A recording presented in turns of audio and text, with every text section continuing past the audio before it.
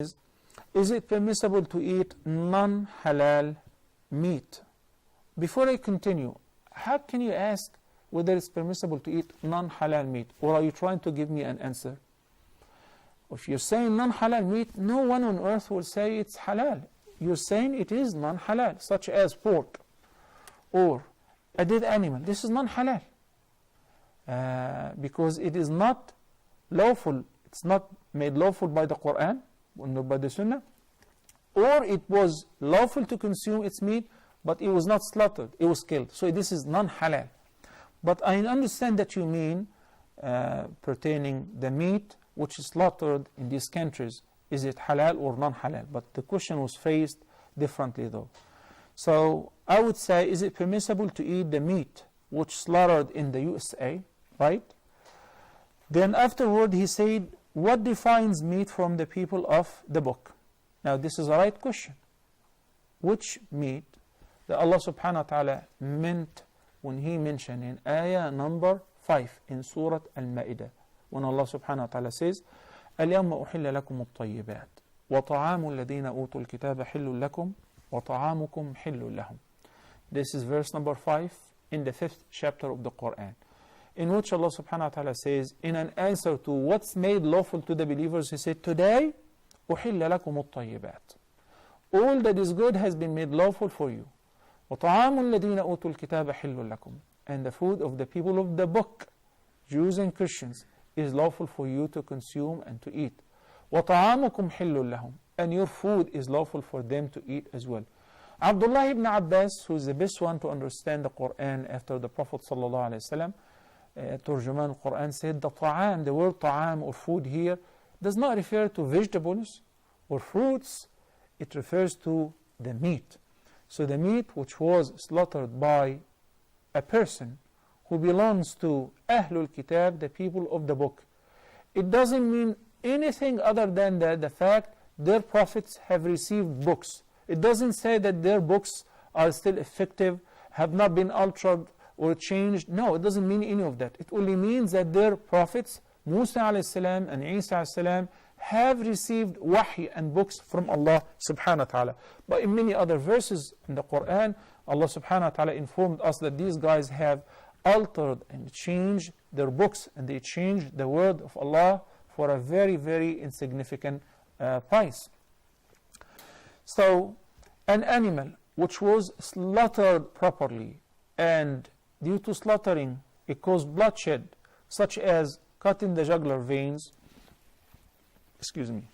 or removing the throat, cutting, slitting the throat, or removing the head completely by any legal means, such as sharp blade or knives, electronic or manual, whatever, all of that is permissible. This is called dhabh. This is called dhabiha. So if the animal was slaughtered by a non-Muslim who happened to be a Jew or a Christian, slaughtered, then this is halal to eat. And you can say Bismillah ar-Rahman ar-Rahim on your own and eat from it. If it was slaughtered lawfully, if it was slaughtered properly by a Buddhist or a Hindu or an atheist, no, you cannot eat it. This is what Allah subhanahu wa ta'ala said. But if it was killed or shot in the head or strangled or suffocated or by electric cable or drowned by a Muslim who said Bismillah ar-Rahman ar-Rahim and he hammered the animal or killed it, he cannot eat it. It's dead. نَمَا حَرَّمَ عَلَيْكُمُ الْمَيْتَةَ, al-maytata, the dead animal, even if it is a sheep or a goat or a camel or a cow. It's halal to eat it, but if it was slaughtered properly. So now Muslims who are living in any country need to investigate. In the slaughterhouses, do they slaughter the animals or not? If they do not slaughter the animals and they shoot them, they stun them by a stun gun, they kill them by any mean, and the blood is retained in the veins, then this animal is dead. Even if there is a Muslim standing by, say Bismillah ar-Rahman ar-Rahim, even if he recites the whole Quran, the animal is dead. I would like also to bring to your attention another very important fact, which is sometimes we settle for analgesics. We take things superficially, which means يعني Sometimes we drive a long distance to buy meat from the so-called halal meat stores. We have to make some effort to find out where does this meat come from, because the store is just processing the meat or selling the meat, but who slaughtered it? Where was it slaughtered? In many cases, we found that these halal meat stores, they just buy the meat from the same slaughterhouses. So it is the same like the one which is sold at KFC or McDonald's, processed and cooked, or HEB or Walmart, the same source.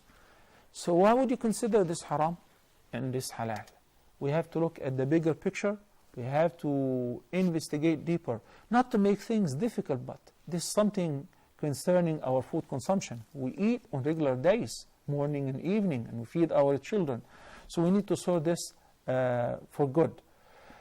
I wish that 7 million Muslims living in a country like the US, that they can come up with their own halal meat farms, so that they feed them halal, and the slaughter process will be legal, mention the name of Allah subhanahu wa ta'ala, and the processing of the meat will not be mixed or confused with other prohibitions, with pork sources or whatever. So this way we eat with comfort. This is what I have in this regard. I can give you just the general answer pertaining what's considered as halal and what's considered as haram with regards to the meat and the process of slaughtering.